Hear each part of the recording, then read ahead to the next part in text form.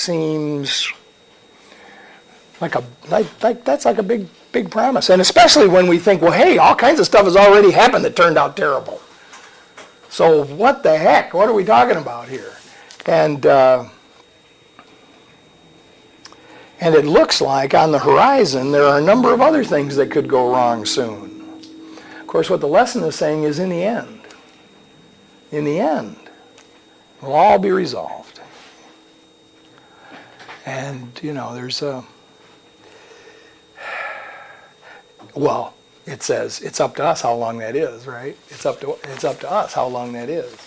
And so this could be very confusing, especially if someone just picked up this book and turned to that page and read that lesson. They would probably not know what to think about that. But it really is actually literally true. And of course what it's talking about is at the end of time. When time ceases to be and eternity is all we know. You can think about it as, perhaps if you're scientifically minded, you could think about it as the state before the Big Bang. And after all of this mess that we are participating in right now. So if I sent out the text this morning and it just said bridge. It said bridge. A bridge is a span between 2 points. It says here in the Course in Miracles that the Holy Spirit is a bridge between us and God. Here it says, the Holy Spirit mediates between illusions and the truth. And since he must bridge the gap between reality and dreams, perception leads to knowledge through the grace that God has given Holy Spirit, to be his gift to everyone who turns to him for truth. Across the bridge that he provides are dreams all carried to the truth, to be dispelled before the light of knowledge. There are sights and sounds forever laid aside, and where they were perceived before, forgiveness has made possible perception's tranquil end. Well, that's all very flowery. So first the basic definition according to the Course of the truth. God. And a little more expanded, God is. God is all. God is all there is. So that's the truth. God is all there is. And we are all, of course, we cannot be apart from all there is. So regardless of how fragmented you felt this morning, regardless of how conflicted you might have felt sometime during the week, regardless of how anxious or worried you may be about something that is about to occur, there's nothing to be concerned about, because a happy end is guaranteed by this God, which is, who is, all there is. So God is all there is and nothing else is. Well, what about the forces of evil? So we see, Gary says the devil. The lesson said exactly what our problem was, that other voice within us that we're listening to. There's a passage in the New Testament where Jesus is telling Peter that these things are about to occur, and he's giving him he's actually giving him this foreknowledge that Jesus will not be there in the body for much longer. And Peter says, oh no, not to you, Lord. I will do this. He has all sort of things that he wants to talk about doing. And Jesus doesn't even look at him. He says, get thee behind me, Satan. Thou art a stumbling block unto my feet. He wasn't talking to Peter. He wasn't all of a sudden calling Peter Satan. He was talking to that voice within, the small self, which we might call the ego. We might call it the id, getting the advantage of the ego. But that part of us which is afraid. He was speaking to the part of us that's afraid. He was speaking to the part of us that thinks that we are separate from God. He was speaking to the part of us that does not believe the truth. God is all there is. And sometimes that seems like a very large part. But it's small. Very small, inconsequential, and will fade away. No matter what, it is guaranteed it will fade away. But it says it's up to us when this is going to happen. So the second part of this truth statement is, so we say, God is all there is. And the second part is, and nothing else is. And this is exactly what it's talking about here in the Course, where it's saying there's a bridge between dreams and reality. We're in the dream. We're in the dream of thinking that that all of these things are separate, disparate, and in conflict with each other. That we live in a world of war. It seems obvious that we do. I won't even make the references I usually make every Sunday. Everybody here knows. Just look around. It seems obvious that we live in a world of conflict. Well, what the Course is trying to point out is that world of conflict, you are not in the world of conflict. The world of conflict is in you. The world of conflict is in us. And that as we release, and it says how? It says how? Forgiveness has made possible perception's tranquil end. And so then it points out what our job is, what our task is. Not our task like we're assigned to it, like from some hard taskmaster, but what if we want to be free, if we want to be at peace, then our job, our task, is to forgive the seeming conflict in our lives. The seeming conflict in the lives of our loved ones, which we observe. To forgive. To see these things differently. So that they can be brought to spirit and healed. So in the Holy Spirit, it's again, since God is all there is and nothing else is, the Holy Spirit is just part of God. But it is a part of God that's assigned to us as our teacher. It's our inner guide. It's our teacher. And it will answer us. And by the way, since we're all related and we're all part of the same thing, that means it's not just part of God that got stuck inside us. It's part of us. And it turns out that it is really the voice of our true self. But usually, what we listen to are the urgent meanderings of the ego. And so this lesson this morning that I used for the meditation is saying, relax. It's actually saying, I know that problems come to mind. I know that worries weigh heavy on the heart. But the truth is, there is a happy outcome to everything. So just relax for a moment. See, it's just, even the intellectual idea is appealing even when we fight against it. Even when we want to argue against it. Even when we want to say, oh man, that's really a rosy view of things. So if it's appealing intellectually, just sit with it for a moment. The idea of just consider the possibility that it's true.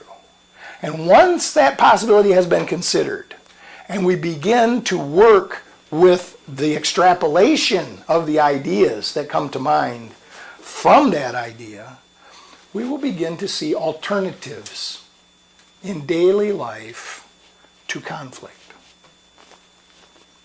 Other things will occur to us. Spirit will actually have a moment to give us proper guidance rather than us just jumping on the guidance of the ego at first blush. The goal of the Holy Spirit's teaching that the Holy Spirit's teaching sets is just this end of dreams. For sights and sound must be translated from witnesses to fear to those of love. So here's what Spirit wants to do. Spirit wants to show us all of these things that we're worried about or upset. And I'm not just talking about these horrendous visions that are very easy to find. I'm talking about just the day-to-day stuff that weighs us down. That Spirit is there ready to translate that into something good, into a vision of good. And ultimately, to get to the place where instead of seeing a world at war, we see a garden. Instead of seeing destruction, we see creation. And when this begins to when we start to, even for a moment, to get a vision like that, we become a center of peace that then influences our brothers and sisters. And it's not perfect, and it's not just going to happen. And listen, I'm just going to tell you, there's nobody sitting in this room or any other room that you can think of that does this perfectly. Because if we do it perfectly, we would not be here. We would have already left the dream. We would not be in the midst of the dream. We might be somewhere like a bodhisattva or something trying to help people cross over, but we would not be just hanging around like this. So the whole deal is we just keep practicing. And the quality of our lives improve to the direct, it's a corollary between how much time we spend trying to allow Spirit to translate and how much time we spend listening to the ego. Remember, we had a guy that used to come to the course and he says, it's all about identification. If you identify with the body, you're going to be miserable. If you identify with Spirit, you're going to be happy.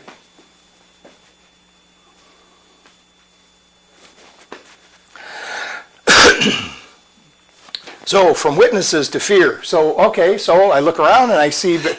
And now I will just tell you that depending on our mood, just a couple of us could go for a walk right now. We could just go walking down the street, and we could see what seems to be the same thing, and I might be just all upset about whatever it is, and you might then inform me of what a lovely thing has just occurred. Perhaps you might change my mind. Hopefully I wouldn't change yours. But this is the nature of perception. And this is how it works, and we've talked about this many times. The whole group of us that's sitting in here, we're a group of people sitting in a room, it seems, listening to the same message, it seems, but each and every one is hearing something different. And later, when people talk about it, for sure, and I know this has happened to you yourself. You will share in a meeting or share with a friend some helpful thing, and then they will say, when you said this or that really helped me, and you can't even remember that you said that. You thought the good thing you said was this other. Nobody heard that. It's perception. Perception's going on. So what can I do? How can I get on this bridge? I want to get on the bridge. I want to leave, because it's being nice here in some respects because it's saying a bridge between dreams and reality. But what we're really talking about is a bridge between nightmares and reality. I know here's the thing that happens with the ego. The ego gives us just enough good stuff to keep us interested in staying in the conflict. Just enough good stuff to keep the id involved. And then promises more, which it does not deliver. But we keep thinking, this next one. This is just like an addict. The next one. I'm just going to get, this next one's going to, or this next one's going to be the last one. I mean, all these this thinking is the ego keeping us trapped in this continual cycle of fooling ourselves, thinking that whatever the goal is, does not matter. You know what? I believe in goal. I am a goal-oriented person. I believe that we live, that when we're in this world, that we should be moving forward. But my goals, whatever they may be in any area, cannot be more important than the goal to get over this bridge. The goal to get from the material world to heaven, if you will. That has to be the overarching goal. And this then, the lessons that are printed here are all about that. They're all I'm not going to do anything with those this morning, but they're there and they're on the website. You get one for every day of the coming week, and it's about purpose. So if our goal, well, this is what Marianne Williamson just wonderfully titled the book. She said, "Return to Love." That's the goal. Our goal is to return to love. Love with a capital L. The love that it says in John that God is. So our goal, our mission, our purpose is to somehow get back there. Get back to the state of mind. And I said before, the state before the Big Bang, and you go, wait a minute, I didn't know there was anything there. Everything was there, right? Had to be. Everything was there. It was just different. So, but think about going back to the state of mind we were in before this symbolic story of the Garden of Eden. Before the consumption of the fruit from the tree of knowledge of good and evil. Think about getting back to the state of mind before we knew about good and evil. That's a state of harmony. That's a state of there is none. There is just being. There's just being. Out beyond all thoughts of right doing and wrongdoing, there's a field. Meet me there.